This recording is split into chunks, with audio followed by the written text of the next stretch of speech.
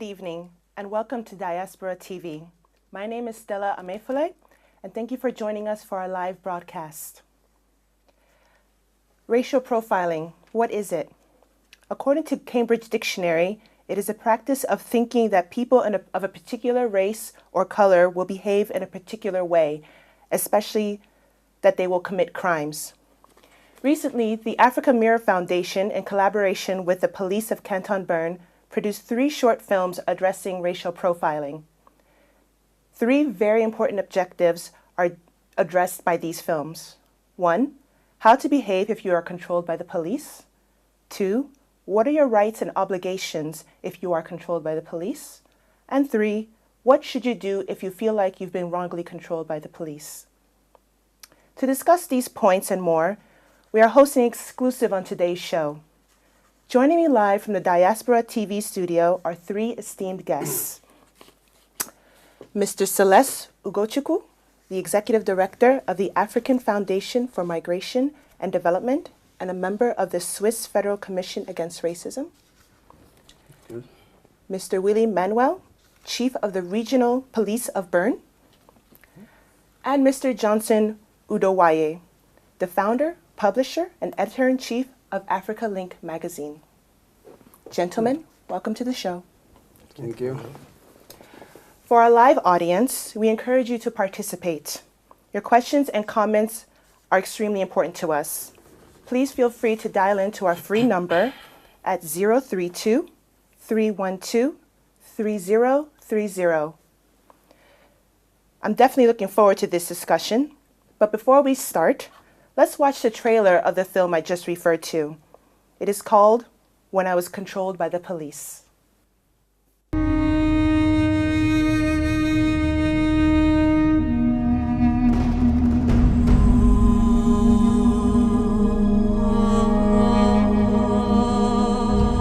Nein, nein, ich habe kein Brot. Nein.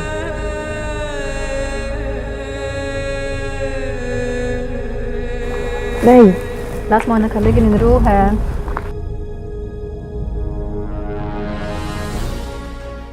Schau dir das schnell an, gell? Stopp! Schon wieder! Okay, kontrollieren wir es schnell.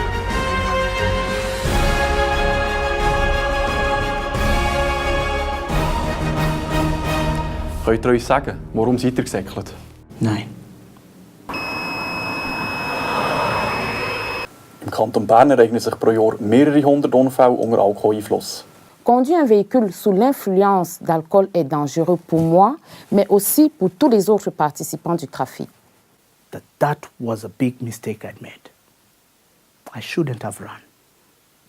Die Polizisten haben mich nicht angerecht behandelt.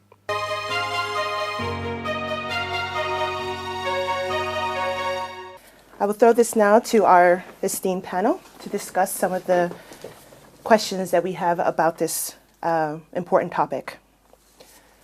We'll just throw it to the panel. When you hear people complaining about racial profiling and discrimination, how do you feel as citizens and as a police officer? Perhaps. Thank you, Stella. First of all, I think it's important to underline the fact that racial profiling is unfortunately a reality that we live today.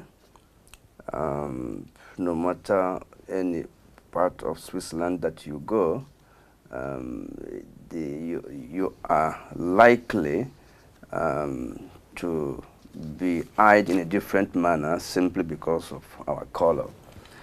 And I work in the migration area, and you have a lot of black asylum seekers.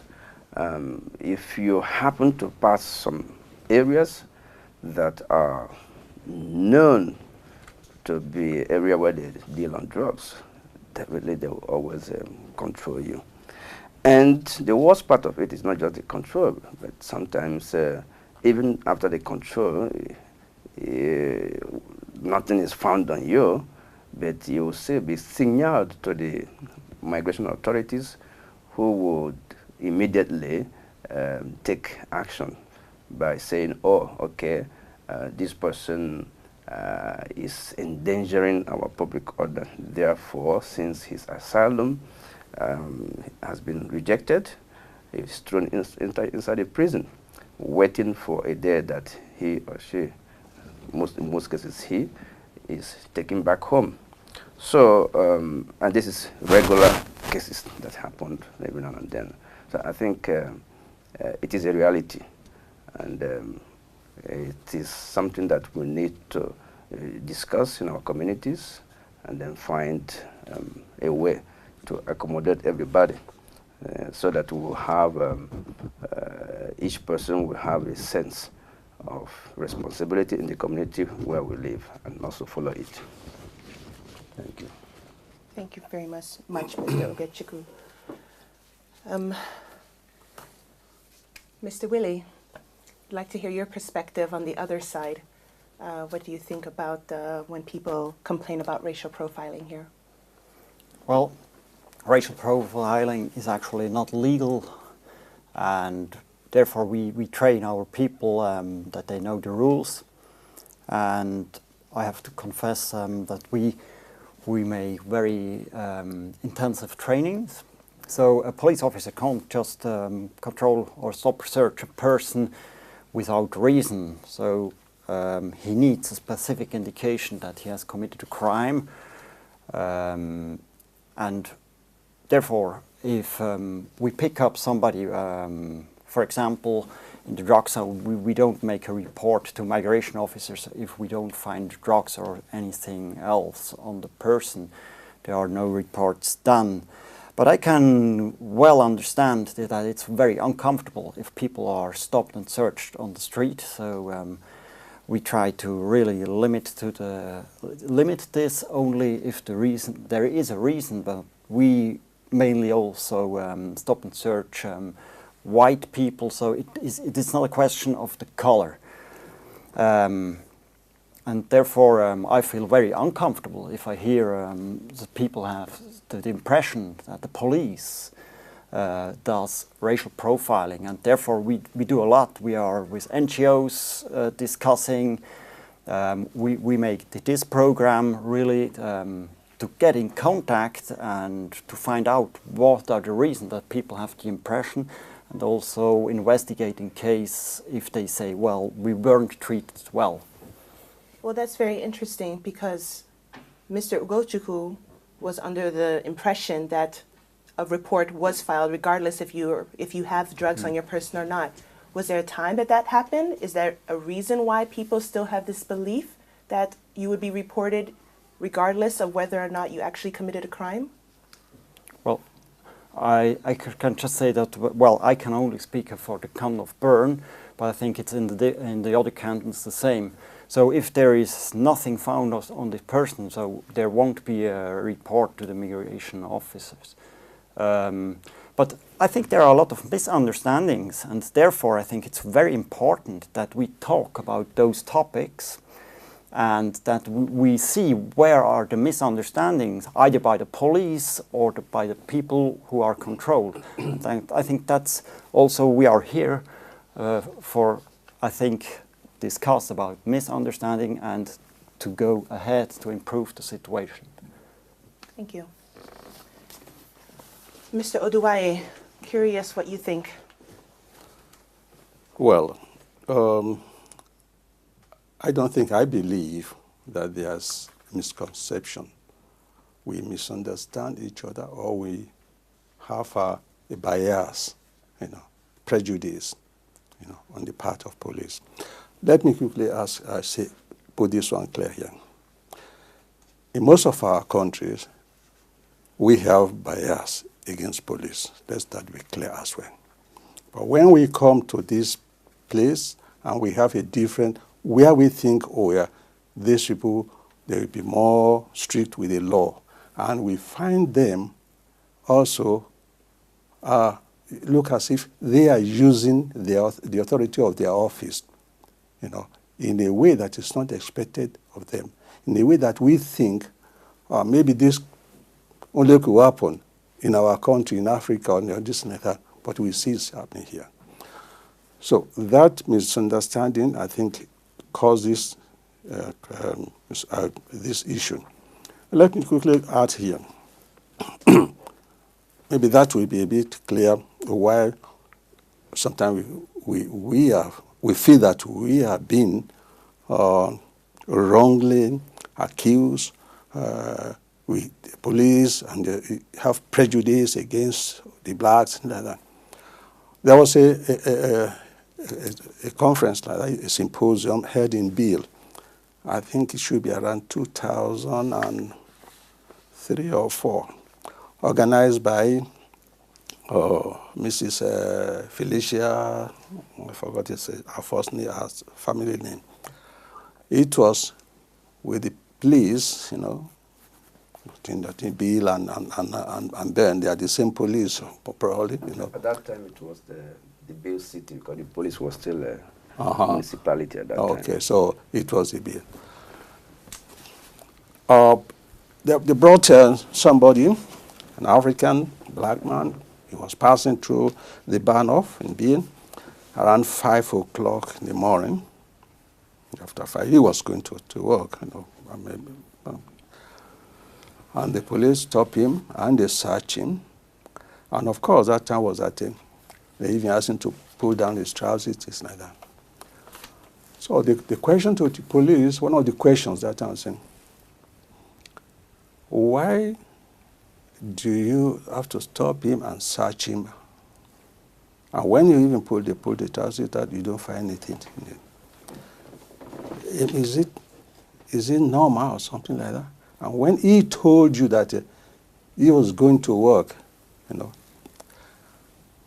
and the police said, well, why should he be at the station around that time? That was a shock to everybody at that conference that day. Why should he? Say why?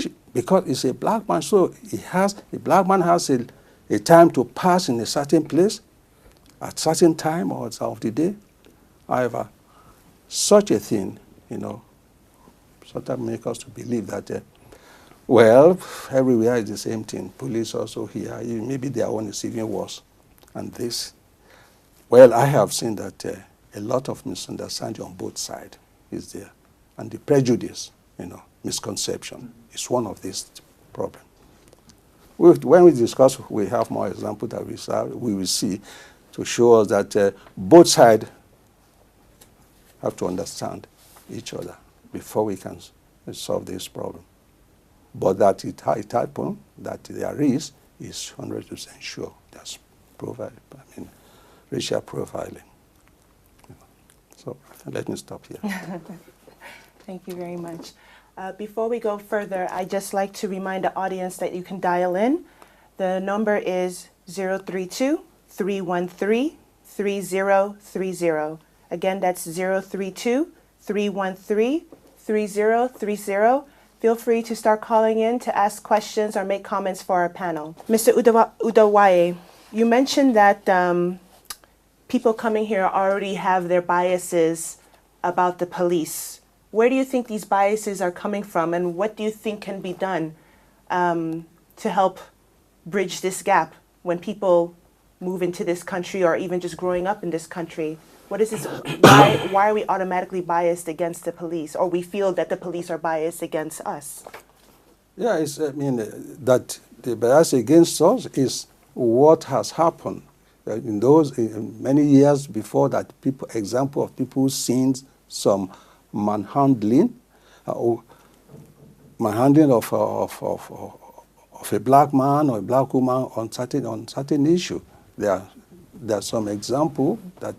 Okay, there was recently that they were not in Canton Bern, another canton, which are not me. They were looking for somebody. They were looking for somebody, a black man, like that, in that canton, and around a place where there was a church. And they went to the church, you know, and said they are looking for this man. You know, he must be around you here, in the church. I mean. Even if you are not a Christian, if you are not, you don't believe any religion, at least you should be able to hold yourself back, ask for the leader of the place, and tell them this is what we are coming for, and not when they are in the service. So such a thing, I think, is a wrong move. It shows that they don't care for the black. They don't care, and that's why they could go into the church when they are worshiping, and so because they are looking for somebody. I mean, courtesy, simple courtesy, could show that we should not do such a thing. That is one of the things. And that, okay, when I'm saying that, well, in some African country, we know the relationship between police and Sunderland is also not rosy. And of course, we don't expect it to be rosy. But we believe before we come to Europe or come to Switzerland that the police here must be more refined, you know. The way to handle even a criminal must be more refined than what it is in our own places. But when we come and we find it like that, and we find that it is not, and this makes us to feel that, well, police is police everywhere. They are just biased against people, they just have prejudice and they don't give it them. You know, they don't really going to follow the law, even when they know that what they are doing is wrong. Maybe to add to what you just mentioned. Before I came to this panel, I had a look on the police law for Canton Bern, the Police Gazettes. And I just glanced through to Article 27 that talks about stop, control, and identification. And the law clearly says that sous Abwehr eine Gefahr, in order to avoid a dangerous situation, or in order to put a control to a dangerous situation, the police can stop somebody and identify the person. And when the identification is not enough at the spot, they can take him or her to the nearest station. I do not believe that all the black persons that are controlled regularly in our canton, that at each case there is a suspicion of criminality. I personally have been controlled. I went into an African shop, bought a few things. As I was coming out, there was a guy coming before me, and I was also coming behind. Two guys who were there a bit distracted. All of a sudden, they just jumped on us with hand. Hey, police! Police! I was looking at him. I said, what does that mean? Is it the way people are controlled now? They just hang in front of the African shop. If you're coming out, hey, police! You know? And then as we put your hands on the wall here, I say, what makes me a suspect? Or what makes you to think that I'm committing a crime or I'm about to commit a crime that you need to ask me? But of course, I obeyed.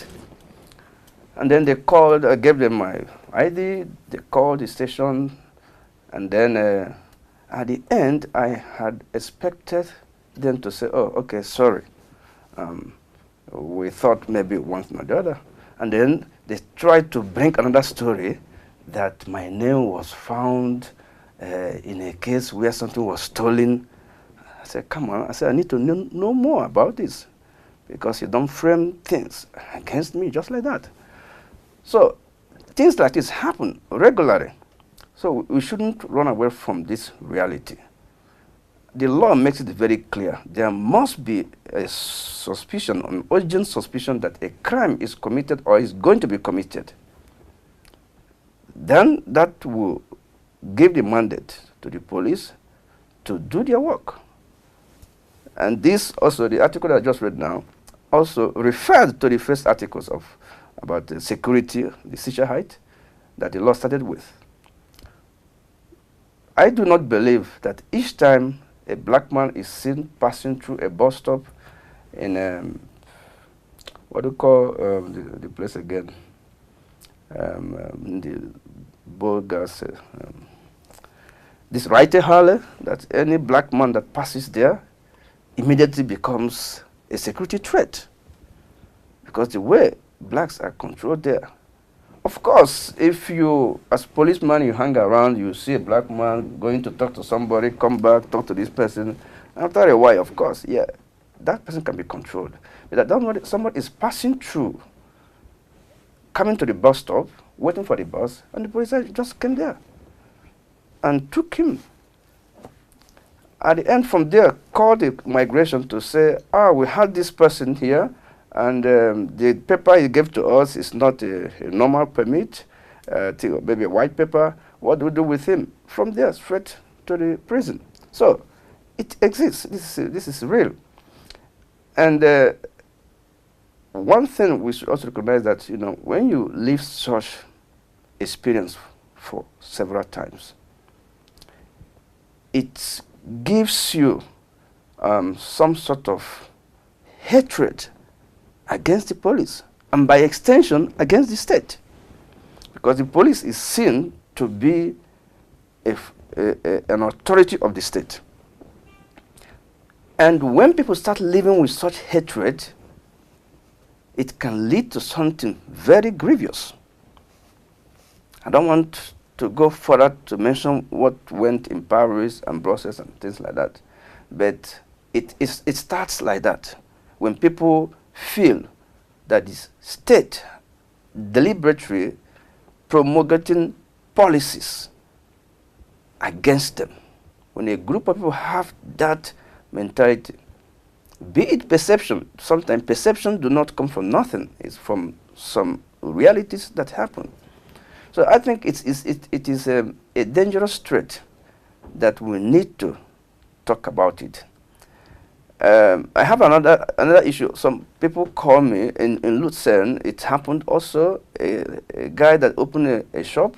Every time the police is there controlling people in front, and at the time people stop going there, because like me, when you see me outside putting my hands on the wall and police putting hands, if somebody is passing through, you'll be what did Celeste do? Is Celeste a criminal?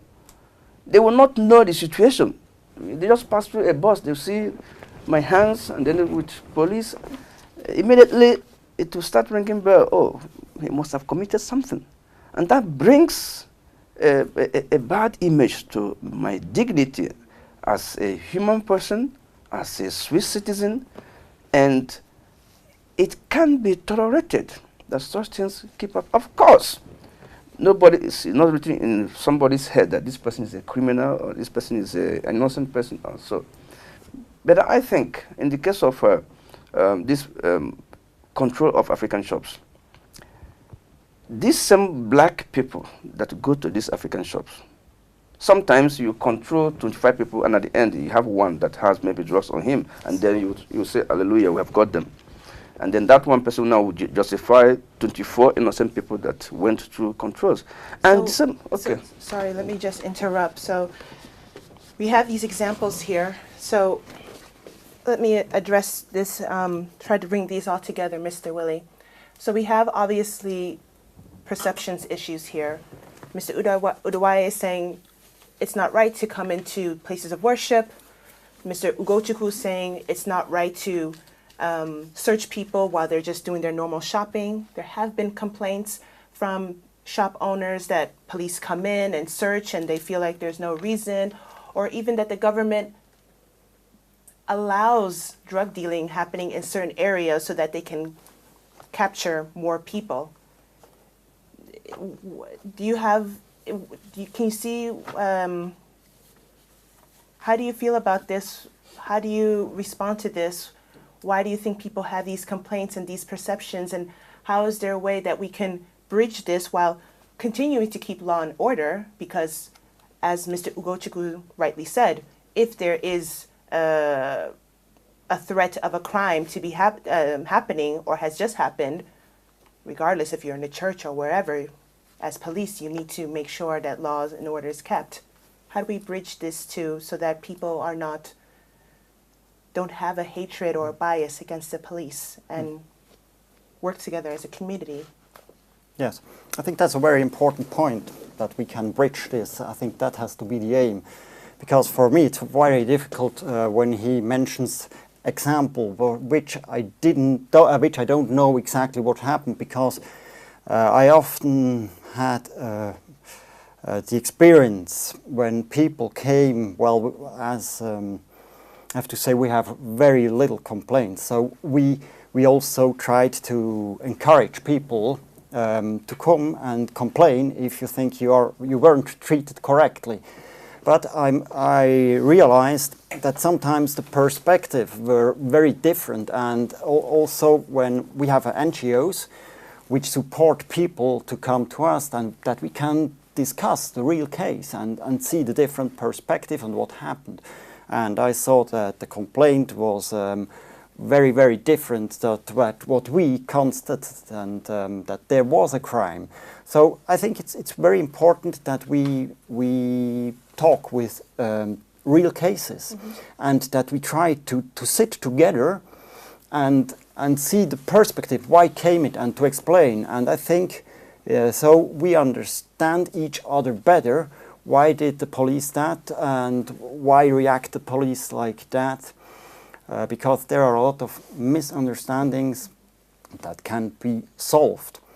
And also I think I understand it's very uncomfortable if you're stopped and searched, but that's also uncomfortable actually for white people and also for the police. And therefore I think it's very difficult if we just talk about general cases. We have to talk about real cases and put them together and see what happened, and I think that will help to understand each other better. So there we have also a program with another NGO which brings such cases where we sit together and talk about it. And I think it's also very important for the police to understand the perspective of the person which was stopped and searched. We go to asylum seekers centers, and there we switch the roles. So actually the black people play the police, and the police officers are the person which are searched, and they shall tell them how it works in their country they come from. And that helps also our officers to understand that they sometimes had really difficult stories with the police before, so probably they react different to the police that the citizens which are grown up here. And I think that helps to reduce misunderstanding. Thank you. So you're saying that, when I agree with you, that you need real cases so you can learn from. So if, for instance, somebody feels like they've been wrongly controlled, for example, in his example, while going grocery shopping, what can the person do? I think it's very important that, first of all, if possible, he remembers the name, but the time and also the place where it happened. The best thing is when you confront the police officers on the street and ask them why he did this, but if it wasn't successful, or you think afterwards, that wasn't correct for me, so you can deposit a complaint, and that's quite easy. You can do it on the internet, you can go to every police station, or you can even send to the ministry a letter. We take this very serious. As I said, we have very little. We have per year. Last year we had 3 complaints concerning this matter, and also the NGOs they have actually very few. But that doesn't mean that things can't go wrong. And therefore, it's very important that we know it, that we can check it, and that we can see what happened. I have some problem with this solution that you just given now. For me, as a person, I can understand, because the police is a human being. And like I said before, there's nobody that is written criminal on his face for the police to know where to go. I can understand that a mistake can be made. But I think the police has also to be human, that you suspected something with this person and you controlled him or her, and later you found that no, it's not what you thought. I think it is quite polite for the policeman to say, oh, okay, I'm sorry that I wasted your time. It's a normal control. crack jokes, and we move on. I don't have to always call you or write to said prosecutor, I was illegally. And of course, most of these things, sometimes it happens. You have a black guy who is alone, and you have 2 policemen with them. And you take it to the court. You will never win the case, because the 2 police will always defend themselves. The police cannot testify against his colleague. And you are 1 person, 1 word against 2, you can never win it. And then what happens afterwards? The police will now come against you, fellow unknown, that you are spoiling their names and so on. And you, who is the victim of racial profiling, becomes again another victim of the court, because there they will have a proof that you brought a wrong case against the police, and the police, you will not be able to win it because you are one person, you don't have a witness, and at the end, you are the one again to suffer. So I don't think that is even the best case. Of course, there might be instances whereby maybe there are a lot of people who are there, who are seen, maybe even taking video or photos. In such a case, maybe it would depend to try. But I think our police officers should also learn to be human in doing their job and not see themselves as lords. If you happen by mistake to control a wrong person or suspected something that turned out not to be true, I think it is human and polite, and as an intelligent officer, to say, oh, I'm sorry for wasting your time. We have cases like this, so we don't know who is who, and it happened. But sorry for the time. That can pacify already the person at that particular moment, and even to show that the police that is dealing with is a human being. But isn't it important to report it, even if you think it was wrong, and even if the police officer has apologized? If we want it in the system and we want to make sure that things progress and improve, the police in general will not know unless there is a case filed, so that they can use that as training or learning for the next time to make sure things improve for people down the line. I think maybe what the cantons should do in such a case is maybe to have like an independent panel or inquiry to judge on such cases.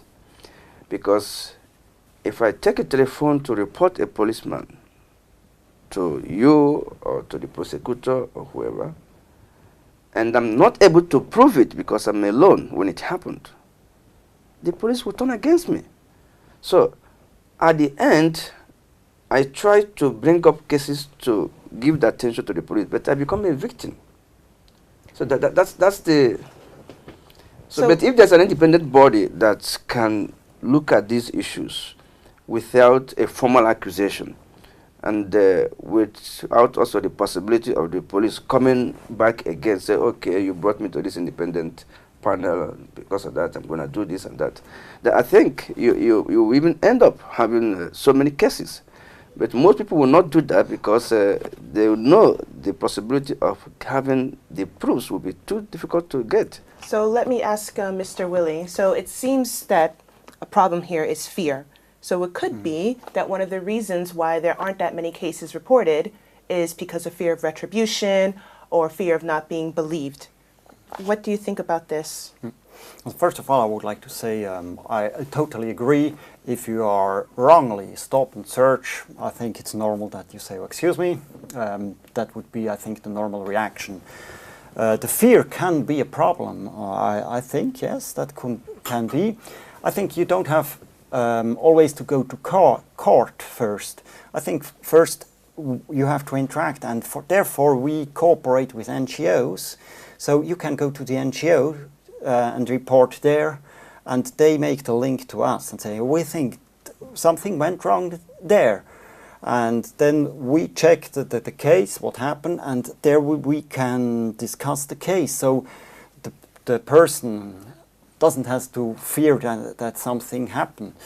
Therefore, we also invest in flyers to support these NGOs, that you can go outside the police to say, it isn't good what happened. So to protect those people, I think that can be, but even the NGOs don't have many incidents reported. Therefore, we support them, that they distribute flyers, because we are interested to bridge, as you said, misunderstanding, and when something didn't went wrong, we want to fix it. And in communication with these NGOs, can one do so anonymously? Can they report a case anonymously, or must they put their name in, but, you know, will they have a fear that their name will then be transmitted to the police if they report it to the NGO? Yeah, well, they can report anonymously. The problem is, if we really want to solve the problem, we have also to check what happened really, so that we can bring together those perspectives. But they can just report, but then I think we don't really progress. But it's a possibility to report also without giving the name.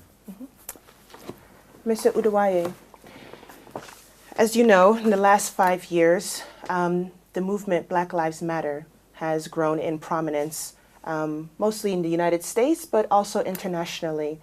And in this movement, it's basically activism against racial profiling by police, unjust racial profiling, and also often unprosecuted profiling by the police.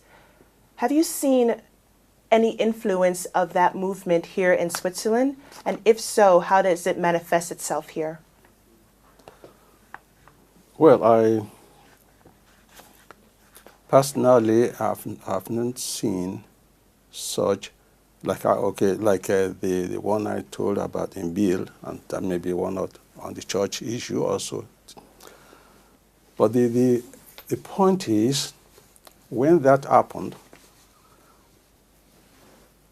so in other country, we see what is happening now here that brought us here now. We refer to it, say, exactly, that's what he's doing here, you know. So we make it, I say, that's what you say. Police, they are all the same. They just hate the blacks. They just don't want, it's only black they see that sell drug. It's only black they see that steal or things like that. Though, when you go into more research, you know, like one police officer was saying that there are category of, I mean, when you accuse, you may not accuse a black man or African of stealing, but you can suspect them for drug. You may not suspect Albania or, another country people for certain crime, but you suspect them for nothing. You know? So this situation in America also shows or make us to think. Remember, initially I said that we feel in our countries, in Africa, the police, so they are not, we don't really agree with them. We always have our bias against each other. We fear them. We don't want to have anything to do with police. But here, we have a respect. We had, let me say, before we came here, we felt that here, the police will arrest you, we treat you, we give you the right to do whatever,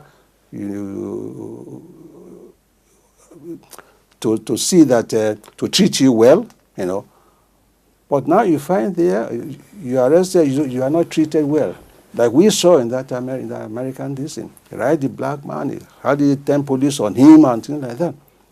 So if somebody, so that makes us to believe that, yes, here, they are the same thing. But as you say, we have to also change our thought or our feeling towards the police here, even with a little courtesy from them as well. Like Mr. Ugochukwu said, you arrest somebody, you cite somebody and find that it's nothing, then you just say, okay, sorry, we are friends. No, colleague, just make fun like that. Then you smile. Then I will tell my colleagues, my African or my black colleagues, so the police arrest, that means they search me, and when they are going, Do you know, say that he's sorry that this and that, you know? So this is a culture, this is something that we feel police also should learn. Try to, you know, to make team, to make friends with them when they do something right or when they are wrong or something like that, you know, to let us feel that, oh yes, they respect our thing. Let me quickly show one personal incident.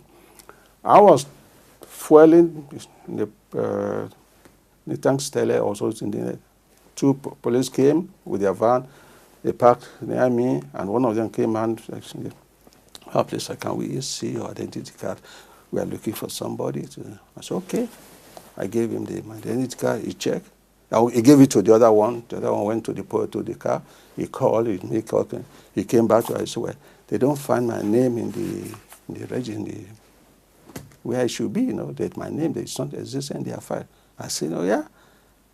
I said, where do you live? I told him where I live. I told him I said, he went back.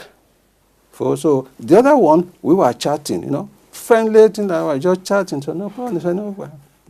He came back again. I said, they don't find it. I said, come on. What happens? Okay. What happens now is that before I left house that morning, I have a register letter which I took. And when I was at work, I opened that register letter. I found that it's my Swiss passport. So I said, but now I got this passport today, this, and I gave it to him. And he went to check. I said, oh, come on, you see, you are not Swiss citizen, so your name is no more in the foreign file as a foreigner. That is why they couldn't find my name in that. Mm-hmm. So we all laughed together. So it's a party. And you see, this a little case of. But I was asking myself, if it didn't happen, probably it can, because I wanted to ask police for that. If I didn't bring my letter, that passport along that day, I just showed my B permit, you know, it's B permit that I showed them. Probably I would have ended in a police custody. I don't know. Probably on a police Well, station to check the identity, but not in custody. Well, I think we can all agree that a simple smile and or sorry can break a lot of tension in most situations. But to bring your point to Mr. Willie, say somebody does refuse to cooperate. Maybe you're upset, you're controlling me, I'm not going to agree, or they just happen not to have their identification card with them for whatever reason. What will happen? Well, actually, you have to give your identity to the police, so that they can check it. When you don't have an ID card or a passport, you have to give name and date of birth, so that they can check it. Yes, my name is Johannes Berhane.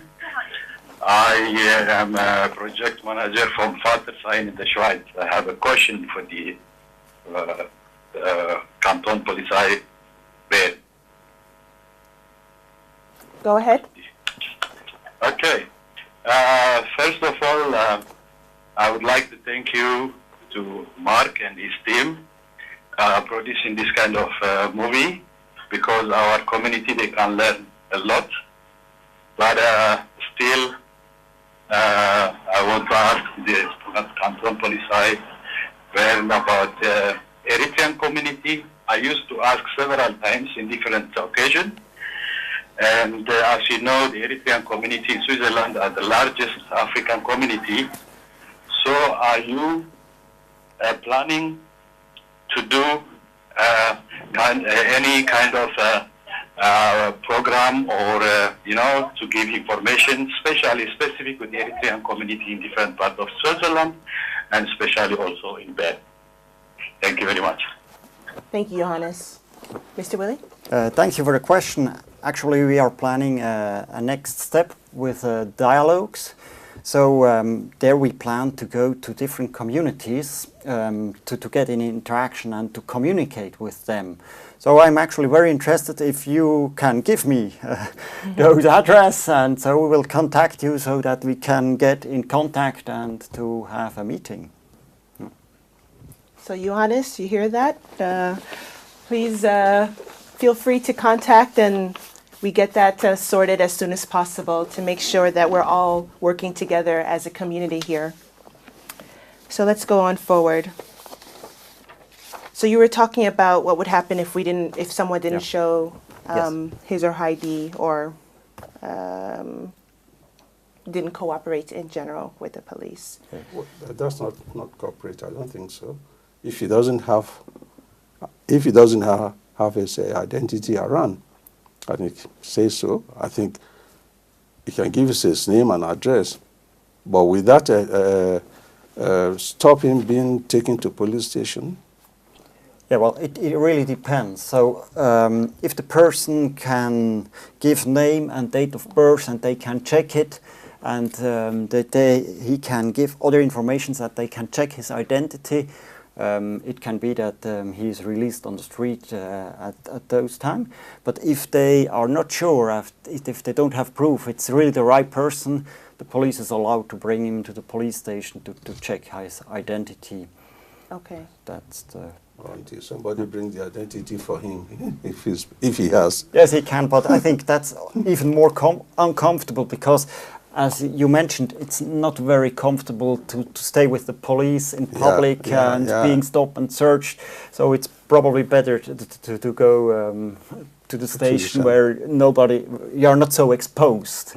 But of course, if they offer that, it's a possibility. But what if they have their ID, but they refuse to show it? So they have to show it. If they don't do it, the police even can use force to bring him, to get the ID or bring him to the police station. It's their duty. But if you think the stop and search wasn't correct, or they didn't give him a good reason, there I recommend to make a complaint, that we can see if the officer didn't work well. But how does one judge what is a good reason or not? What is a good reason to me may not be a good what's a good reason to you may not be a good reason to me. Well, yes, for me, it's the law is what the good reason is. Is it in the law, if you can really define it? For example, if you are just searched because you are in an area where drug trafficking is, it's not sufficient for me. But if the police officer have seen that he had contact with different drug addicts and they had an interchange, that's a sufficient reason for me to have a stop and search to see if it's not the dealer. But not just because you are walking along in this area. I see. And so if somebody was stopped, it would be explained to them that we're searching you because we saw you have interactions with other well-known drug dealers or drug users or things like this. Yes, yes. In general, the police officer has to tell them what is the reason why the person is stopped and searched.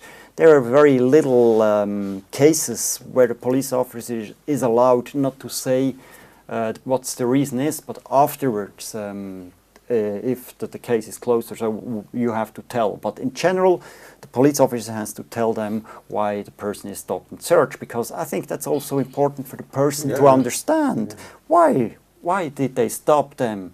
I think it's very important. Mr. Ugochukwu, when you were stopped at this time, were you explained why you were stopped and searched? Of course not. I was just asked to produce my ID card or my passport. In fact, he asked for passport. Then I brought an ID card. First I asked, but why my ID card here? What happened? He said it's normal control. I said, what's normal control, and which one is normal and abnormal control? I don't know. But because he has asked, I said, okay, I will show you, but I need to know why. I showed my card. And then thereafter, he said, I have to search. There's a guy that was before me had already his hand over there. But me, I said, no, I cannot be searched here. You can take me to the station. And that's what happened. But maybe the question I would like to ask Willie is to give us an insight on the statistics of the officers that go on the streets. Do you have like statistic of people that you control in a day? How many are blacks? How many are whites? Maybe that might help us to know whether we are actually going whether we are being targeted as we fear, or it's just a mere perception. Secondly, I'd also like to know why, when an African opens an African shop or barbers or whatever, it always attracts police control. And if a white Swiss opens an African shop, it does not attract the same type of control that a black African, when a black African opens.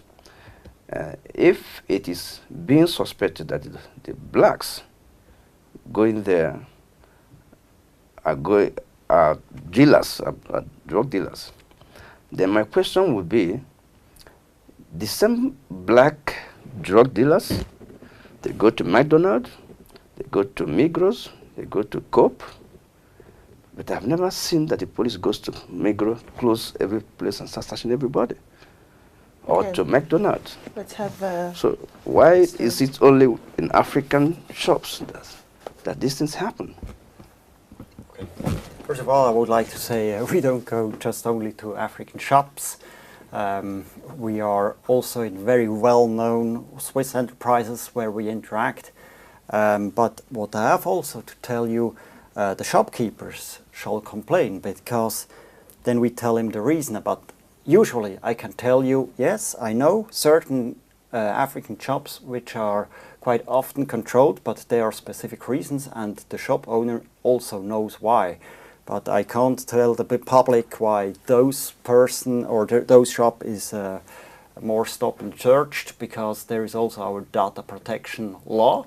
But please ask the shopkeeper if he can explain. But there we have sometimes really troubles, because we have to stick to the data protection law. But if something is not going on there, we can't tell to the people probably which were then involved what really happened. And I think you had another question regarding the statistics. Yes. Well, if we would like to have a statistic, if how many black and white peoples are checked, that goes to the voucher or receipt system, and therefore we would have to register if we have if the person which is controlled, who was controlled, is black, which ethnic, and so on. And actually we don't do this because we don't have statistics about race, about color skin, because that should be no difference. And the other problem is, for example, they have a different story, but in England they have those voucher system, which they notice, the police officers, okay, the person has been controlled, is black, this ethnics, and so on. And the reason why the person was stopped and searched is written on those vouchers and is given to the person. But I'm actually very strictly against this, because if I do this, the stop and search will take longer, and I think it's very uncomfortable for the person which is stopped and searched. He's longer exposed to the public, and additionally, it looks like he gets fined, and then the people think, oh, he has done something wrong, and now he gets fined, and therefore that's for me the wrong way. But as I said, the right way is for me to talk about the cases, to bring them to the NGO, to the police, and then that we can see when something went wrong or not well, so we can see what's going on. Okay. I just have one more question before we round up today. You don't have statistics, that's fair enough, but has there ever been a time that an officer, police officer here, has been dismissed or even dismissed or disciplined for racial profiling? And if not, why not? If cases have been brought up against somebody before? Well, as I mentioned before, we have very little. Last year there were 3 complaints. So therefore, the officer wasn't sentenced or so. We had discussions, but we never had proved that it was racial profiling. But if it is a more severe case, so I don't mean severe if the person thinks he was attacked or by the police officer.